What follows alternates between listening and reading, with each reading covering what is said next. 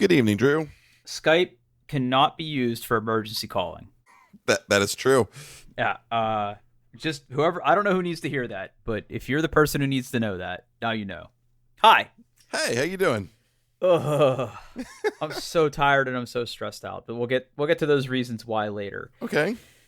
I'm very excited to sort of jump in this week because I have kind of a confession to make. Oh. I would like to think that I'm a pretty big nerd. I like gadgets, I like technology. I have never installed an iOS, macOS, or iPadOS beta. And I know that you're a big beta boy. I'm So a big beta boy. you're a big beta boy.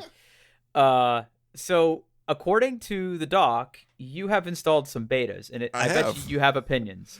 I have some thoughts. I'm not gonna like do the full like review. There's lots of those out there. I'll just give you I have some notes.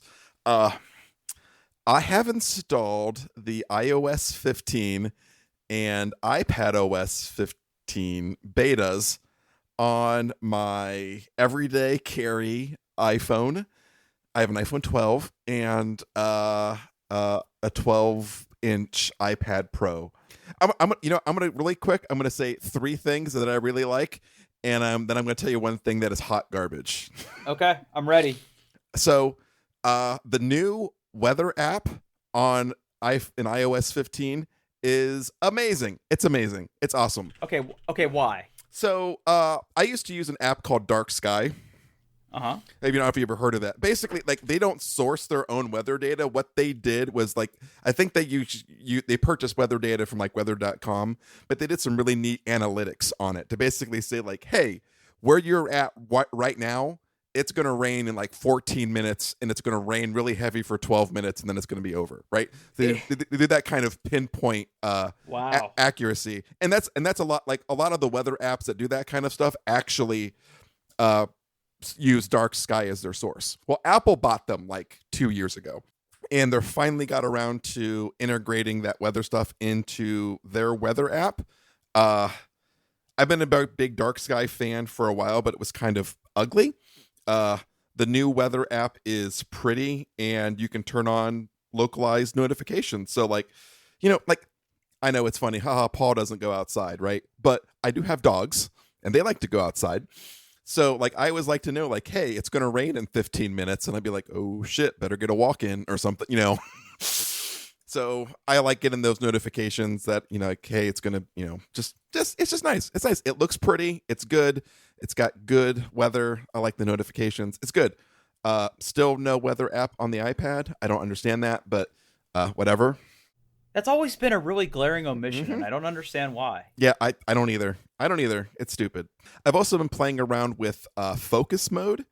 So if you don't know what that is, it's kind of like do not disturb on steroids. So the idea is you can set up different focus modes and say like, hey, I'm in work mode. And when I'm in work mode, I only want to get notifications from these apps and like these people. And like some of the features I like is you actually, when you're in certain modes, you actually can turn off pages in your home screen. So like I set up my iPad with like a work mode, and then I strip everything down to just like one page of applications that has like some widgets on there for my calendar and whatnot, and then all my email apps and things. And you also can do some really cool stuff with like shortcuts integration. So like when I turn on my work focus mode, it automatically opens up Outlook and Teams in a split screen because that's what 99% of my work is these days. It can be a little bit fiddly because you kind of have to go in and say like, you have to handpick every application and contact that you want to be like, you want to get notifications from when you're in these modes. And that can be a little fiddly, but it's pretty cool. I want to spend some more time with it. I love the new multitasking in iPadOS. It actually makes sense now. They just made it better. It's smarter. There's controls. Every application has like this little three dots at the top. You can click on it and then I'd send it to the left or the right, and then you can pick the other app to go in there. It's better. It's better. They fixed it. Everybody. They fixed it. They did a really good job. Safari. Okay. Safari. They ruined Safari. They ruined it. It's bad. It's really, really bad. I heard they also ruined it like on Mac OS too. Yeah, I haven't tried it in Mac OS at all yet. I've only tried the iPad OS and iOS betas. On iPad OS, it's tolerable.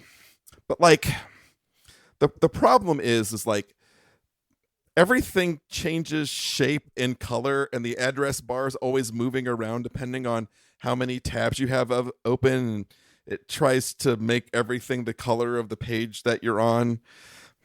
It's bad, huh? it's bad. But on iOS, on the iPhone, it's worse. It's worse. Now, I have heard this from other tech-oriented people who install betas. So Yeah. just clue me in though. Like, why is it so bad? Okay, so in Safari on the iPhone, you kind of had this like permanent fixture of like this toolbar at the top that was always reliable. You could click on it, get the address bar. Sure. You can click on the share buttons. Click a button to see all your tabs. Okay, it was always in one spot. Well, they've made it into this dick bar. Dick bar. That it kind of, well, it moves. It moves a lot. So by default, the address bar is floating towards the bottom, kind of covering up part of the web page that you're on. Okay? Ugh. And you think, "Oh, well, that's nice. That's where my thumb is. That'll be so convenient." And then when you start scrolling, or I don't know, wait 5 seconds, it kind of disappears and slides down into the bottom to kind of try to get out of the way. Like, oh, that's cute. But like to do anything, you either have to click on that, which is like a really small thing, and then the dick bar kind of pops back up. And then if you tap, okay, let's say I have a web page open and I want to type in another URL. Okay, so the toolbar is kind of this really thin razor at the bottom with the current web page's address. I click on it. I can't type yet because all it's done is kind of pop back up a little bit into the floating address bar thing. Then I can click on it to type, and then it shoots all the way to the top, like a rocket, and now I can type. But all of like the controls, like refresh, share, are behind a meatball menu with like 3 dots. So like everything takes one more click to do.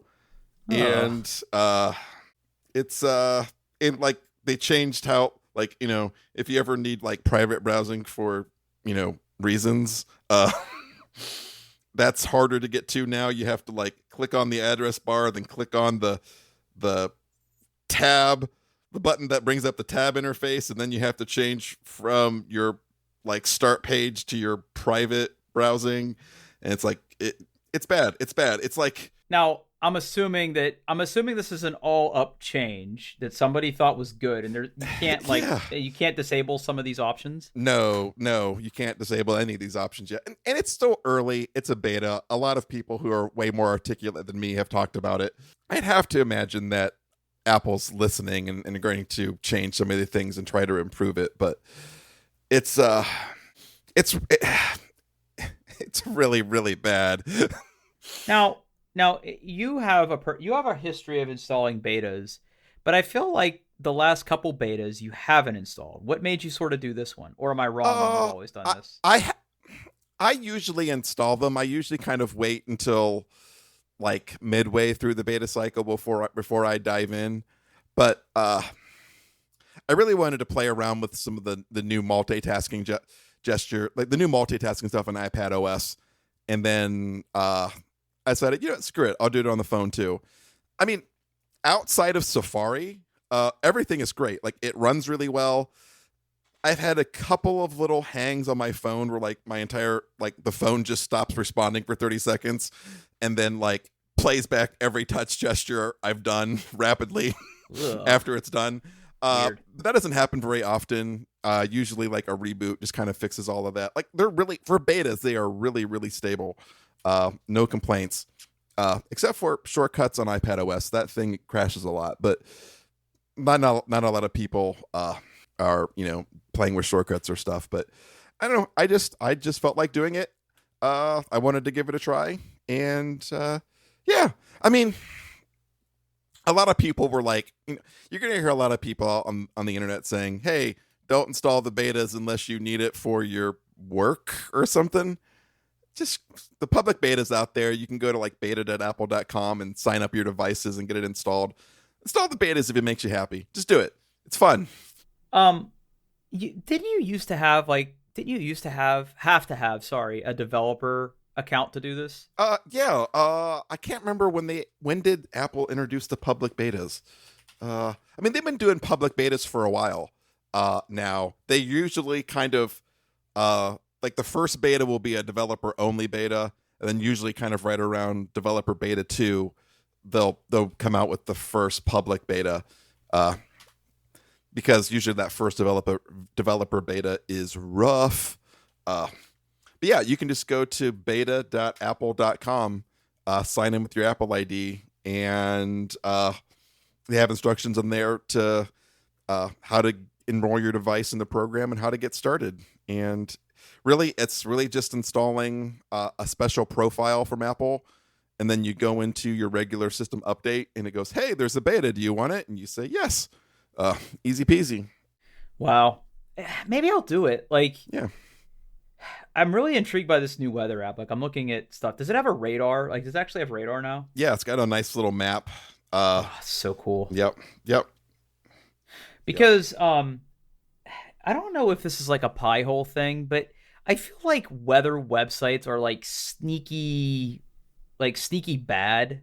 Like weather.com, like the preeminent place that you would go to get weather, just like doesn't work in my house anymore because of pie hole. Oh, yeah. Like you can't even click on the search bar. That does nothing. Like all that JavaScript is apparently being like flushed through pie hole because it's so garbage. Right. So I've sort of defaulted to Wonderground or Weather Underground now. That's like the place I go to get maps. Like either that or like a local TV station. Like. And I've always sort of longed for the weather app on iOS to have like some radar in it, because I like that, because I like to see where the rain is so I know when it's going to be. Yeah, like it gives you like, it has this kind of multi-function map, like, and it tries to be smart and give you the one it thinks is the most important, because like right now there's not a lot of rain in my area, so it's defaulting to temperature. But you can click on there and basically change your layer and look at participation, and then do your normal like media controls where you can exactly precipitation. How many inches of participation do you have? I don't answer that. Podcast out of context. Yeah.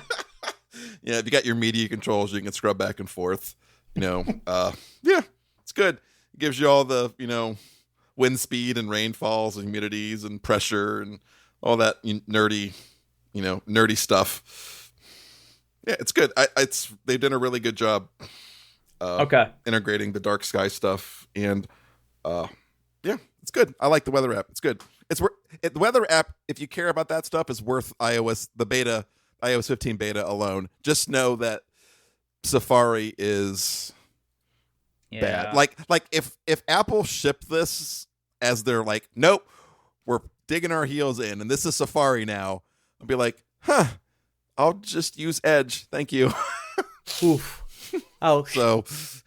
Yeah, I think the weather app is like my number 2 or number 3 most open app on my phone. I would say Twitter, weather, probably Instagram, and Apollo. Yeah, Apollo's probably like my number 1. It's like probably go Twitter, Apollo's so good. Apollo, weather. Yeah, if you're a Reddit user and you have an iOS device, stop using the official Reddit client. Stop using the webpage. Download Apollo. It's free. You can give him money if you like it. You unlock some like really kind of nerdy features and extra themes. It's so good. It's wonderful. Just use it. It's like it is. I hate the Reddit desktop experience, even the old one that I grew up on, I guess you could say, even though it's not that old. But I love Apollo. I love Apollo. Even when I'm sitting at my computer with my big 5K screen and I want to look at something at Reddit, I will grab my phone and open up Apollo. Apollo is so fun. Oh, that's going to get a plug in the... Oh, and they do that. Here's one of the coolest things about Apollo, just to go on a little diversion. Like they release those little icons you can get, like you can sort of unlock secretly sometimes. Yeah. I don't know. I got the classic like Mac OS or classic Mac color stripe Apollo logo right now, and I just adore it. I just adore it. It's good. Okay. A couple pieces of follow up before we go any further. So I have, I think, successfully resolved my Kentucky unemployment issue. Excellent. Yeah, it took about 2 weeks, and I was like super pissed at the beginning of this week because their phone lines open at 8 a.m. And I made it a point to make sure I didn't have any other phone calls all of this week at 8 a.m. I mean, other than Monday because they were closed. And I literally tried every day at 8 a.m. on the nose to call, and you just cannot get through to anybody. All agents are currently busy. Goodbye. Like, that's the only option you get. But I think I might have mentioned last time on this podcast that I did a police report and I filled out this form online. I actually got an email from the auditor of Kentucky saying, thank you for bringing this to our attention. We've taken steps to mitigate this. It was very, very boilerplate with like, hey, by the way, go protect your identity at these particular websites. And it's like, okay, right. I get it. So I actually replied to the email and I said, okay, so am I going to get an adjusted 1099? Did they take any money? And apparently no money was ever sent to whoever tried to use my social security number. Oh, good. So kind of a semi-happy ending there. I'm still kind of irritated that my ID got used in that, but apparently it's huge. Apparently it was a huge thing in Kentucky. The other piece of news that I'm kind of excited and also super stressed about is tomorrow is the closing of my new house. Congratulations. Yep. Be prepared for a never-ending parade of paperwork. I love it. Yeah, I basically took the day off. Yeah. I seem to remember when we bought the house we're in now, I think I was in a room for like 2 hours. That sounds about right. Yep. Right, because you get there, you have to like read a bunch of stuff, sign a bunch of stuff. Stuff has to be like there's a notary somewhere nearby that then has to sign it, and then someone else signs it, and then realtor signs stuff. Yeah, so it's gonna be a fun-filled afternoon of doing that tomorrow. But today was the day where I had to set the wire transfer for the down payment, and that just absolutely terrifies me. So, okay, I don't know if I went into this detail, but here's what happened. So, for those of you that don't live in Ohio, and I don't know if it's like this everywhere, but the seller's agent of whoever is the seller's real estate agent, they choose the title company that is going to be responsible for coordinating all the realtors, the mortgage brokers, mortgage companies, like title, insurance, like they are basically shepherds, right? To basically get you through this entire process. So they choose who the title company is going to be. Now, about 2 weeks ago, it was like a Friday night. I think we were even playing D&D at the time. And I got an email from someone saying, hi, my name is so-and-so, and I'll be your closing agent. This is 9:00 on a Friday night. And it's like, I'll be your closing agent. Here's information about a wire transfer. And I'm like, hold up. Hold up. Yep. So I sent an email back saying, hey, I know wire fraud is a big deal. This is a weird email to get on a Friday night. Can we talk first thing Monday so I could just like make sure that you say who you are, right, so I don't send money to like some Nigerian prince by accident, right? Like right. I didn't want this to go horribly awry. Monday comes and goes, I don't hear from this person. So I start sending emails at like varying levels of being pissed off until this person finally replies like, yes, I am your title broker. There was a lot of angry phone calls and emails that finally got exchanged. And she said, we're super early. You don't have all your closing documents yet. We don't have the final cash to close number yet. She's like, just hold tight. These are the instructions. Like, you can go here. And like the link she sent in the email, and this is what really irritated me. It was like, click here to get your wire transfer instructions. And, hey, before we give them to you, would you like to buy wire fraud protection for $30? And I'm like, get the fuck out of here. Like, shut the fuck up with this. So I like closed it in disgust, and I was like, nah, I'm not doing this right now. So as we got closer to close, which is now tomorrow, I finally got like my final closing numbers, and I needed to get a hold of this closing gal to help me do the wire transfer, because that's like literally the last thing I have to do. Like literally my entire checklist is done. Like utilities are ready to be transferred, mortgage stuff's done. Like it's just like we're in the landing pattern, right? Like we're in the glide path.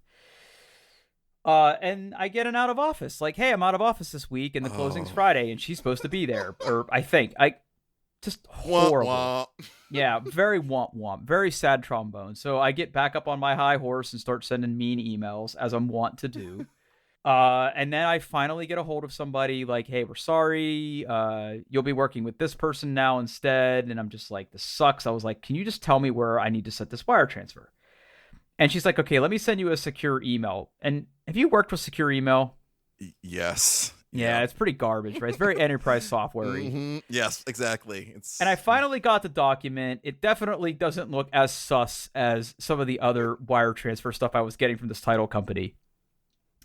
And I had to liquidate some assets and move some money around out of like savings accounts and stuff to a place where I could wire transfer it. So they had You had to sell all that heroin. I get it. Yeah, I'd sell all that sweet black tar heroin. And I got to a point where I was ready to do this. And I am a proud JP Morgan Chase banking customer, have been for some time. You can totally do a wire transfer on their website. But I was like terrified. I was like, I need an adult. So I drove to an actual bank. Did you go in and go like help with like a monocle and a top hat? I need you to send some money. Yeah. Right.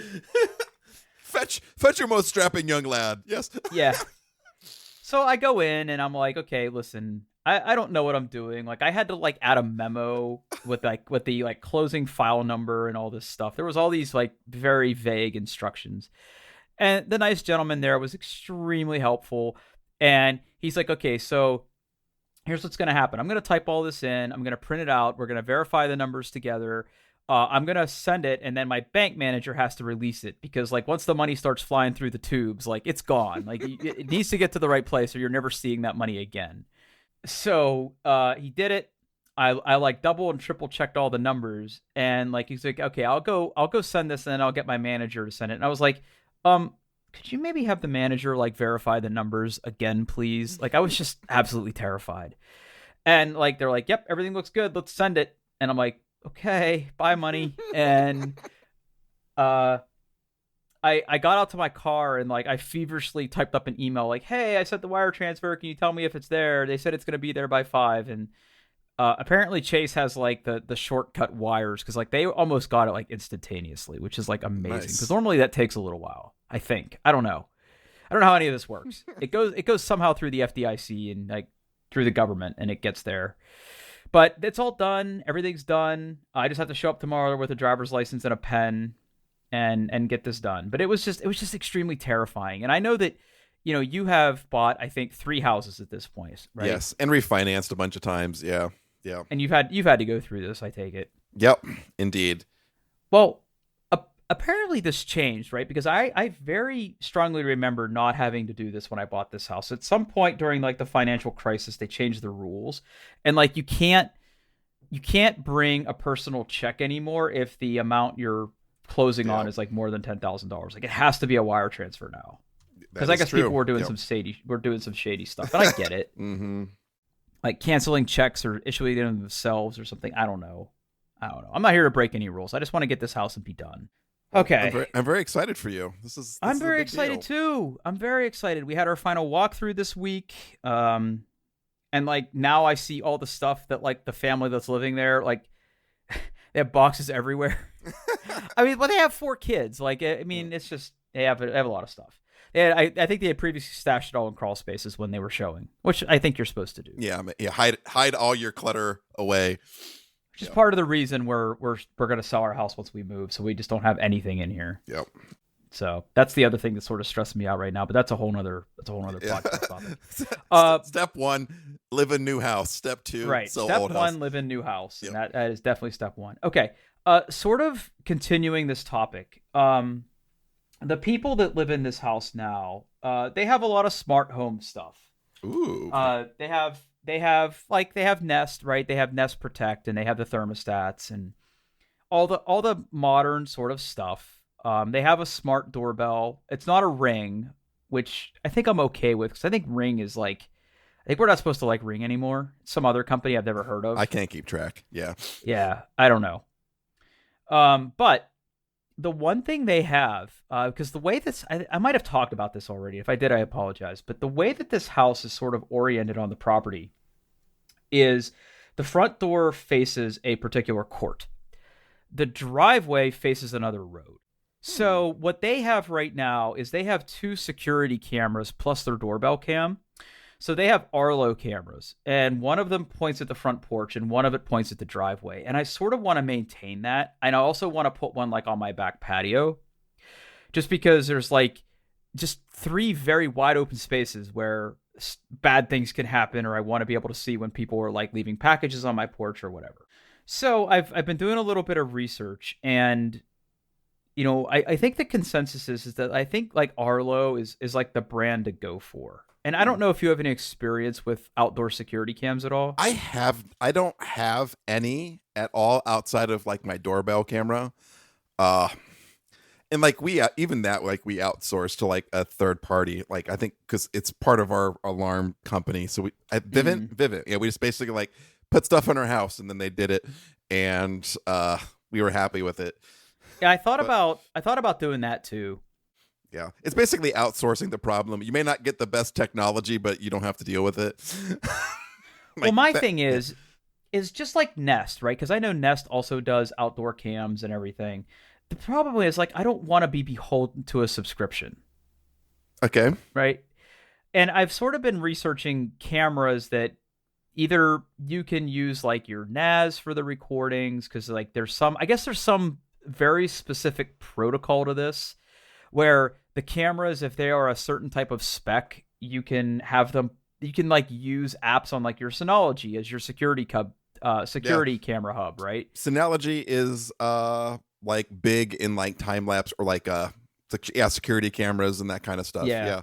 And I'm already big in this. I'm already big in the Synology lifestyle, so that kind of makes sense. And like I could send the recordings up to the cloud on a schedule, right, to keep the recordings for as long as I want. A lot of these things also come with hubs that already have built-in hard drives for on-premises recording. So I've sort of been looking into that. The problem is, and this is sort of the problem I'm trying to rectify, is a lot of these cameras are wireless. Mm-hmm. Which means that you have to charge them, which means I have to like have the presence of mind to like take them down and charge them and then put them back. And that's okay. What you've talked about right there is like one of the reasons I haven't done it, because like I know it's going to happen. I'm going to install them. It's going to be great. I'll charge them once, put them back out there, and then I will forget. I mean, like, right.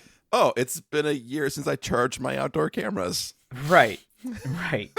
So there are a lot of companies, and like you can buy kits that either come with 4 or 8 cameras, and they can do 2K resolution, and they can do all of the things that like these, Silicon Valley, darling, Palo Alto, San Jose companies can do, right? But the problem is that now you need to somehow run the wire to where these things are going to be. So my current kind of plan, and I would love it if we have any listeners left that use security people are still cameras. downloading stuff, so okay, maybe somebody's I don't, or it's all robots. Maybe it's just robots. It's just robots. Yeah. Now, what I will say is that some of these Arlo kits, like you can get like a solar panel thing that like sits on top of it, but I don't want like excessive things. I don't want like house warts, right? I don't want excessive things hanging off of my house, if that makes sense. I get that. Yes. Yeah. So I've been sort of looking at some of these things. I will say that the nice thing about things like Arlo and Nest, and I think even Ubiquiti has things, but they're like god tier money. But is the fact that you have an app that I can use remotely, where some of these other ones, the app integration seems to be a little bit sketch. Like, here's the thing. My office is going to be in a basement with a window, mind you, so it'll have some natural light at least. But I will be in my office a very large part of the day, and I would love to have a monitor dedicated to just a security cam feed. You know? Like I want to sort of build that into the command center that is going to be my office. Just like a little 1080p monitor that has like the camera grid. So, if there's things happening outside, like a package being delivered or I have Chipotle delivered or something, I want to know that it's there, and I want to be able to see what's happening when I'm in my office. Everywhere else in the house, I feel like I'll be able to kind of observe because of, all the big windows, but I want a way to see kind of what's happening. So in my mind, what it's going to look like is I'm going to have like a monitor with like a small, like probably even a Raspberry Pi would do it, right? Because I think a lot of these webcams just show a web page. I wonder if it'll be able to render it with a Raspberry Pi. But I could get a cheap little like Nuke or something, and Nuke, however you're supposed to say that. And Nuck. I think we looked this up before. Nuck. Yeah, we did. We've been over this. It's a Nuck. So like a little tiny computer that I could just have dedicated on a monitor that would show me my security cam feed when I'm working in my office. Like that would be, I think, what I want. What I want. So if you're listening and these Arlo cams claim to get 6 months on a charge. Yeah, but how is that possible? I don't know. I don't think the batteries are replaceable either. Like, I think it's one of those things where they are just built into there. Like, if the battery dies, like, you got to go get a whole new camera, I think. But you're right. Like, how do you get 6 months? Like, I can tell you right now that the camera that's going to be pointed at the driveway is pointing at the thoroughfare into my subdivision. Like, it's going to be recording a lot of things. Like, there's no way it lasts 6 months. There's no way. Yeah, right. That seems like bullshit. Yeah. Now the one thing I do like about the potential Arlo solution, though, is depending on the type of camera and hub you buy, you can do local recording. You don't have to necessarily subscribe to save your recordings. Got it. So like of all of like the managed solutions, I think Arlo would be the one I would consider most. That's what they have currently. And like they're not huge. Like they blend in very nicely with like the house, right? Like they're not huge cameras that sort of hang off of anything. So I think that's the way I'm leaning, but I what I really want is an electrician to come out to the house, because I feel like an electrician could probably do this. Have an electrician come to the house and be like, okay, here's where I want these cameras. How do I get a wire there? Right. Because the cords for some of these camera kits are like a combination PoE plus like digital audio, like video feed. So it's a very weird cable. So like I don't know, like are there like length requirements? Yeah, or limits. Yeah. Right. Yeah, I've been having length requirements my entire life, just FYI. But like, I want to know, like, hey, this is where I'm gonna put the hub. How do I get a wire to my front porch and to the garage? And if they tell me, yeah, you can't do that, then I'll get these wireless ones, and that's gonna have to be the way it is. But right. I would love to have ones that are like dedicated wired. So that's like my current thing, because like I'm starting to put together like a checklist of things I need to buy, like a lawnmower and a wheelbarrow and a power washer and security cameras. Like there's that ever growing list of things that I need. I also need like some furniture. my puny couch is not going to look right in this living room. Like my couch is the perfect size for my tiny baby house, but like for this big boy house, like I need more furniture. You need big boy furniture. I need big boy furniture. You could just like leave rooms of your house empty and then put up like curtains and go, no, there's nothing behind that. No. Yeah, exactly. Quit looking at my window, weirdo. Don't be creepy. Oh. Yeah. I need a mattress. And thank God we're not sponsored by any mattress. I need a mattress. Have you heard about our friends at Casper? Casper. Does Casper still putting out mattresses? I feel like all I hear about now is Purple. I think Casper mattress. Let's see what the internet says. Yeah, Casper.com. They're still alive. They're still a thing. Yep. currently you can get 15% off mattresses, pillows, and sheets. Yeah, I have three bed frames, but only 2 mattresses. So Oh, okay. yeah, so like whenever we move, there will be a bedroom because like right now upstairs, the old bed frame we had in our current room is in the spare bedroom. And I didn't realize this. I thought that the current bed that we took out of that room was a queen. It is not. It is a twin. Or no, full. So it is a puny mattress on a very ridiculously large frame.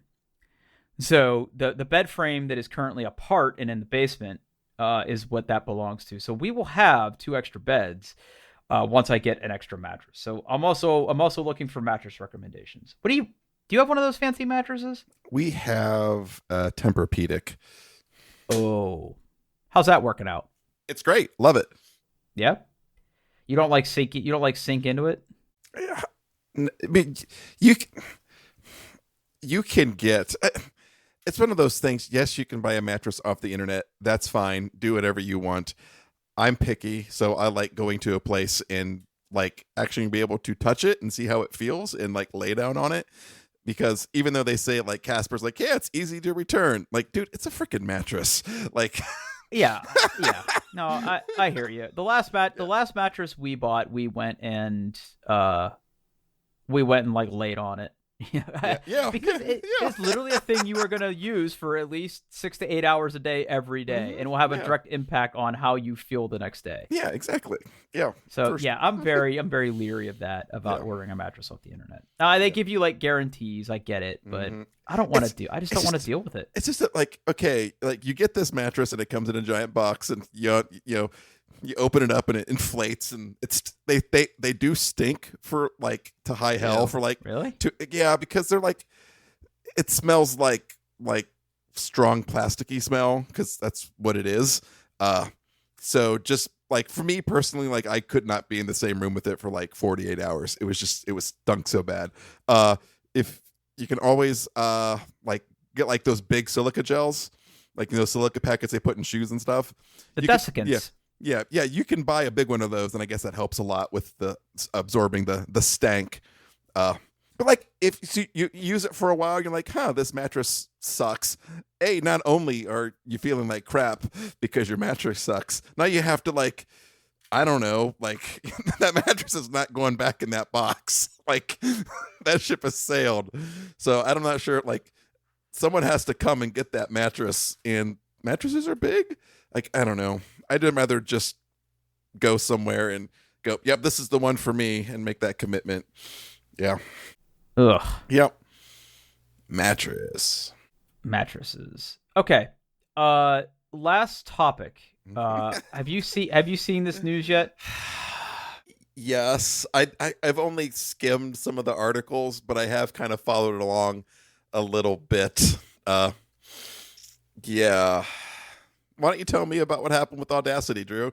Yeah, so the big sort of thing that people are angry about is apparently Audacity, which is an open source project, but I don't know if it's like the Audacity Foundation, but Audacity is now owned by a company, apparently. Yeah, I never understood this, like companies purchasing open source projects. I mean, I guess they can make a service around them or something, but yeah, whatever. Okay. Yep. So what happened was they got bought by this company, and I'm trying to find the company name. It's like Muse or something. What's the name of the company that bought it? MuseScore. Yeah, it's owned by Muse Group, and they make another application called MuseScore. Audacity has been an open source project forever, and I'm using it right now to record this podcast. It's a dead simple application for doing voiceovers. If you're doing podcasts, if you're doing video editing, it's just dead simple. It supports a lot of different plugins, different export formats. Like it's quality. It's a great application. It like runs on everything. Mac runs Linux, on Mac. everything.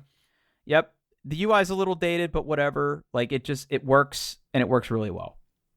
But now it is now owned by a company. Now, there was a PR pull request where one of the most recent releases, the company that now owns Audacity, is now collecting personal information. And because we live in a society, people get very tense about their privacy, and they're worried that the data that they're collecting will be sold to some third party. Now, in the show notes this week, I have kind of what the knee-jerk reaction to this announcement was and sort of what the reality is. Now, I'm somewhere in the middle about this. I'm currently not affected by this because apparently all these changes to Audacity are only relevant if you were on one of the newer builds. I'm still like on Audacity like 2. What version am I on? Won't even tell me. Let me see here. I'm on Audacity 2.4.2, which I think is pretty much ancient. It's like version 3.0 and above. 3.03, I think, is the current. Yeah, 3.03. Actually, which is technically the next version, even the current version. So if you're on Audacity version 3.02, this does not apply to you. I'm on 2.4.2.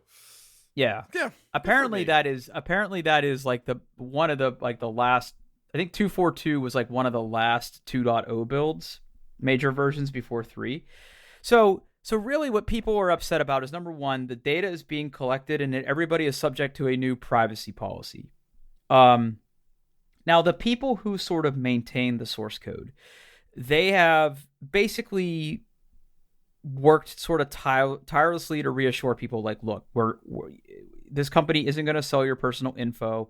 They are collecting the data. There's not like a third party API that they're using in their code to collect this info. It's being stored on some shady server somewhere. Like, no, this company is going to be housing your data. They're going to protect it. They're not going to share it. But, the other thing that was in there was like, yeah, they are going to collect information and turn it over for, people who do bad things with this software. They could turn over data to law enforcement or something. So people were very upset about this new policy. The 2 links in the show notes sort of give the oh no, sky is falling type.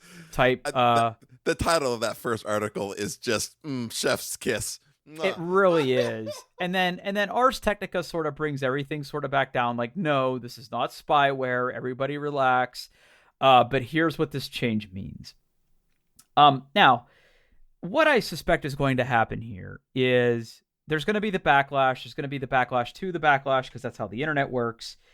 But someone is going to fork this project into a new project. Right. Yeah. Right. Because that's how open source works. Somebody will take Audacity 2.4.2, right, which is what we're using, and there will be a new program maintained by a different group of people. And this won't be called Audacity anymore. Like, that is my prediction.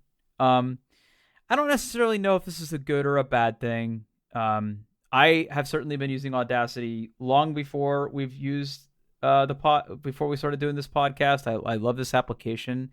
I don't like the idea of it being owned by a company. I certainly don't know what I would replace it with, at least on my PC. Yeah, I mean, I can point you at a litany, some really great Mac apps to do the recording and stuff, but for PC, I just don't know. Or Linux, yeah. Yeah, exactly.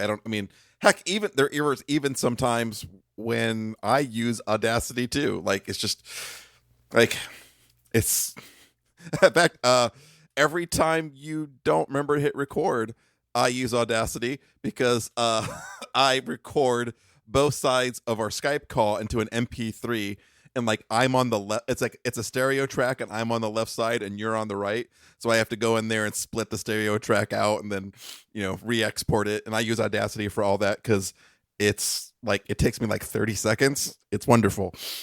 Yeah. Yeah. So that was the big controversy. Yeah, I mean, I don't know how to feel about it. Like, part of the appeal for me was that this was open source, right? I could download it and build it if I wanted to, right? Yeah, I think you're right. Like, it's gonna be poking around the internet. It looks like there's already like dozens of forks. Just one of them's gonna like rebrand it and name it something different, and have like a nice like designer like logo and a new splash screen, and that's gonna be what everybody uses from here on out. Yeah. Yeah, that's exactly what's going to happen, but it's going to take a while for one to sort of bubble up to the top. There's gonna be this period of what we're gonna look back in the past and refer to as the Audacity Wars, where Yep. there's gonna be like 6 competing projects for eyeballs, and one of them's gonna clearly be the best. We're just not there yet. We're not at that space on the Candyland board yet, but we're gonna be there sooner than later. So I'm keeping an eye on it.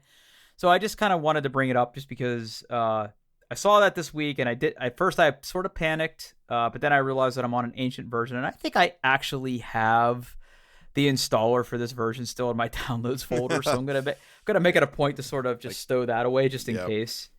Yep. I mean, because I'm not really using any plugins for this. I probably should, but I'm not.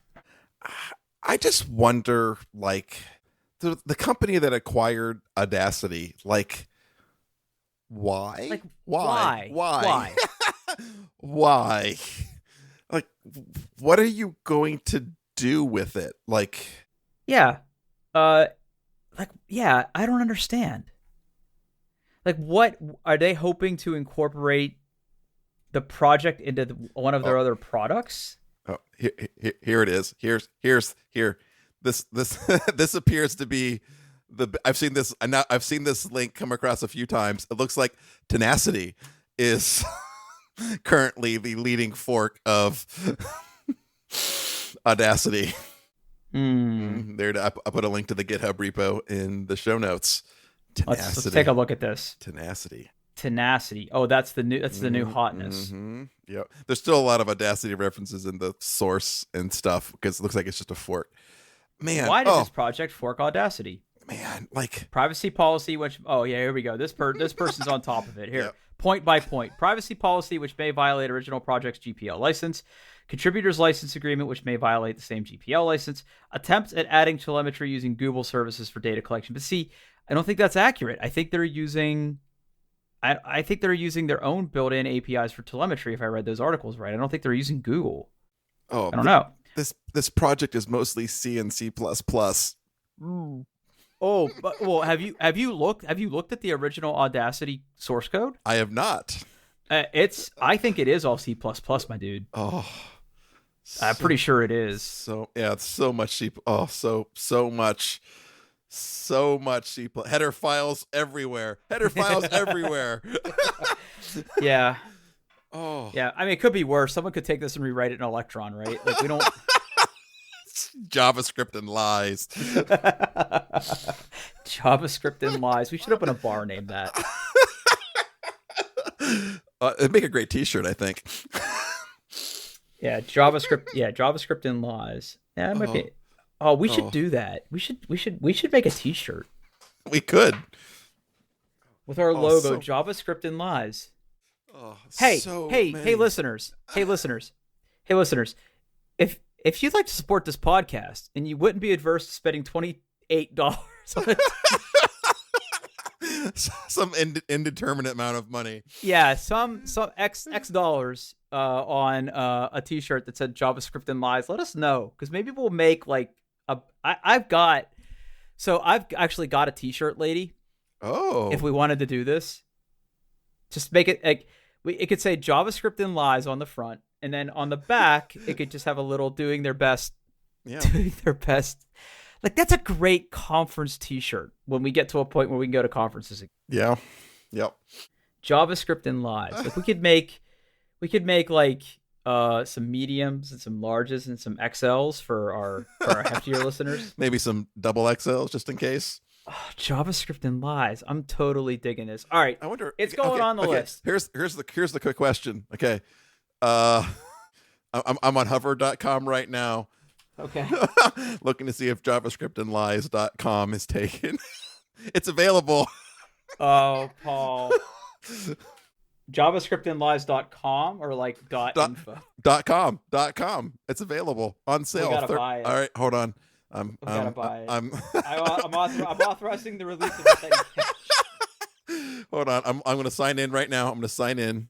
Hold on. Control panel. Signing in. By the way, this is my plug for Hover. Hold on. I have two-factor. Hold on. Because I two-factor my Hover. Because Hover also does like DNS management and stuff. So I have a lot of stuff set up in there. Hold on. Okay.